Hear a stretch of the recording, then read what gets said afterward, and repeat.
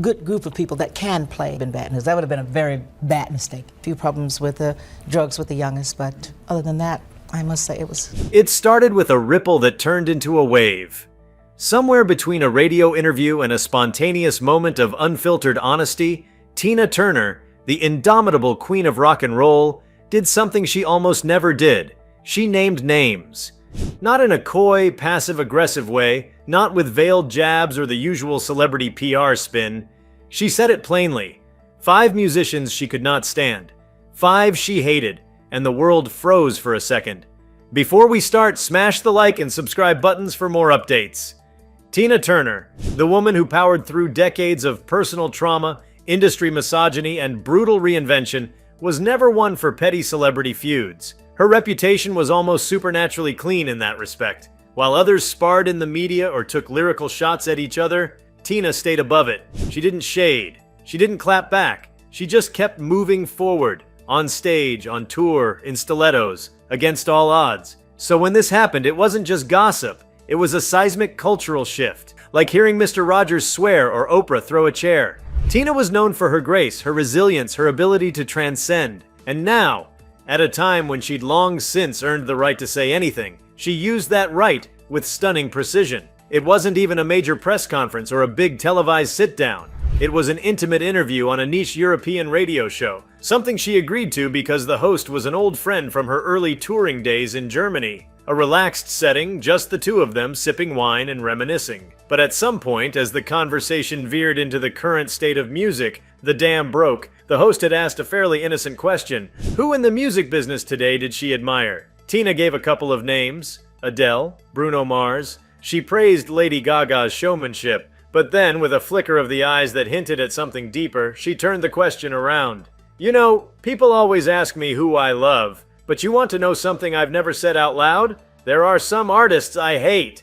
And that was it. The moment was sealed. She didn't offer the names immediately. There was a pause. You could hear the wine glass clink as she set it down. The host, sensing that something unexpected was happening, leaned in.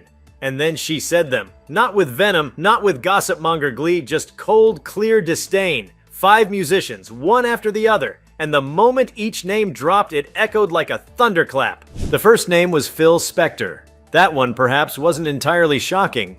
Their history had been turbulent at best. Spector, the legendary producer with a tragic and twisted legacy, had famously produced Tina's cover of River Deep Mountain High. It was supposed to be a new era for her. Spector was obsessive about it, pouring everything into the track, even refusing to let Ike Turner into the studio. The song was a critical triumph in Europe, but flopped in the US, and Spector, who had a volcanic temper, blamed everyone but himself. Tina, years later, would reflect positively on the song but rarely on the man. When she listed him among the 5, it was less shocking and more of a confirmation. Yes, she really did hate him. The second name she gave turned heads. Axl Rose. Tina had never shared the stage with him, but there was a long-standing, unspoken disapproval she'd kept under wraps. The Guns N' Roses frontman represented to Tina everything that went wrong with the rock scene post-80s. Self-indulgence, recklessness, and a kind of bratty chaos that she found juvenile. She had built her career on control, precision, and sweat-soaked performance discipline.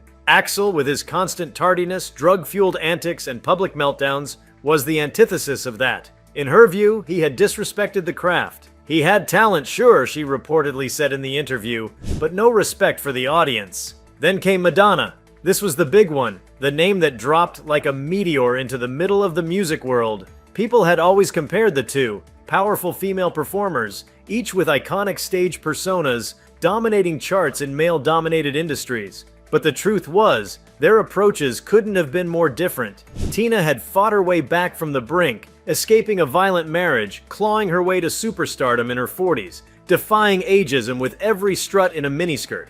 Madonna, to Tina, had always seemed more about shock value than soul. There was a mutual respect in the public eye, or at least a lack of overt friction. But now, it was clear. Tina hadn't just disliked Madonna's music, she found her entire brand distasteful. There's something about someone who builds an empire on controversy, she said, that never sat right with me.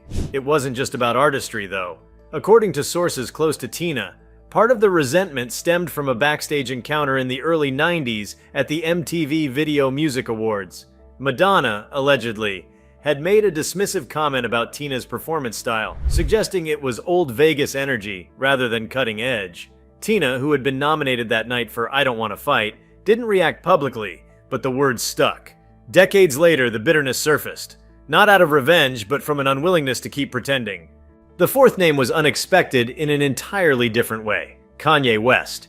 This one surprised even longtime fans who assumed Tina didn't engage much with modern hip-hop. But she had paid attention. She'd seen the evolution of the genre from Grandmaster Flash to Kendrick Lamar. What bothered her wasn't rap, it was ego. Tina had spent her whole life trying to quiet the egos of the men around her. Kanye, in her eyes, was the culmination of every unchecked male narcissist who thought brilliance excused bad behavior. She didn't fault him for speaking his truth, but she was weary of the endless self-mythologizing. From interrupting Taylor Swift at the VMAs to comparing himself to Walt Disney and Jesus, Kanye was, to Tina, a walking case study in everything she'd learned to survive. "Great music doesn't give you the right to stomp on others," she'd said, adding that she didn't find his work emotionally truthful, only loud. The fifth and final name was a deep cut, and the most personal. It was David Bowie. And this one was complicated. Fans might have assumed Tina and Bowie had nothing but mutual admiration. After all, they'd performed together. They were both icons in their own right, genre-defying, gender-bending, deeply theatrical. But there was a fracture. Behind the scenes, Bowie had once tried to sign Tina to a deal she later viewed as manipulative. During a vulnerable time in her career when she was transitioning out of the Ike era, she had declined, and the move soured their dynamic. What hurt more, reportedly, was that Bowie, despite his influence, never publicly supported her during the tough times. He'd praised her in private but stayed silent when her reputation was being rebuilt brick by brick. That omission stayed with her. He could have helped, she said, and he didn't. The backlash to her list was immediate and polarizing. While some praised her candor, finally a legend speaking without filter, others were shocked. Fans of Madonna and Bowie especially reacted with confusion, even outrage. But the truth was, Tina wasn't interested in rewriting history to make others comfortable. She had earned the right to say what she felt. These weren't petty slights. They were years of restrained disappointment, bottled up and finally released with the weary clarity of someone who no longer needed to play the game. There's something strangely liberating about watching someone like Tina Turner drop the mask. We're so used to our idols being symbols rather than people. We want them to remain above the messiness of opinion. But that's not real. Tina was real. Always had been. From the raw energy of Proud Mary to the aching vulnerability of Private Dancer, her career had always been about telling the truth, however uncomfortable. And now, as her legacy stood unshakable, she chose to tell another kind of truth. Not about herself, but about how the industry had worn her down, who had helped, and who had hurt. What made the moment so singular wasn't just the names, but the fact that Tina Turner had never played this game. Others might have gleefully spilled tea, thrown shade, made it a part of their brand. But Tina had been too busy surviving, reinventing, performing at a level most artists could only dream of. When she finally let the curtain drop, it wasn't for spectacle. It was because at that point, there was nothing left to fear. The implications of this moment are still being unpacked. For one, it reignited debates about legacy and accountability in the music industry. Can we celebrate an artist's contributions while acknowledging that their behavior or silence hurt others? Is honesty from legends always welcome, or only when it fits our nostalgic expectations? Tina's candor shattered that binary. She wasn't trying to rewrite history. She was just correcting her version of it. It also forced fans to reconsider what grace means. For so long, Tina had been the model of poise. But maybe grace isn't always about silence. Maybe it's about knowing when to speak, after years of swallowing what you really wanted to say. And if there's one thing Tina Turner taught the world, it's that survival isn't always pretty. Sometimes it ends with naming names. In that radio studio, over the course of an hour, Tina Turner did more than shock the world.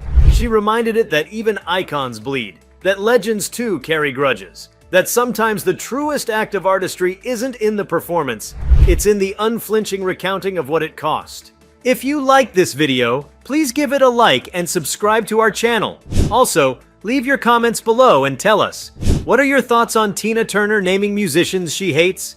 We want to hear from you. Thank you for watching and see you next time.